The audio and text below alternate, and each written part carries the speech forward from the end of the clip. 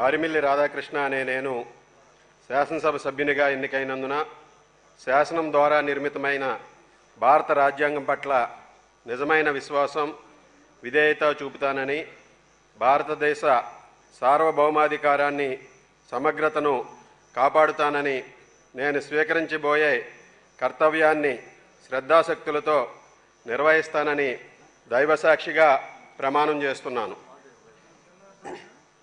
ఆంధ్రప్రదేశ్ శాసనసభ సభ్యుడినైన ఆరిమిల్లి రాధాకృష్ణ అనే నేను సభ నియమాలకు కట్టుబడి ఉంటానని, వాటిని అనుసరిస్తానని, సభ మర్యాదలను పాటిస్తానని, సాంప్రదాయాలను గౌరవిస్తానని దైవసాక్షిగా ప్రమాణం చేస్తున్నాను.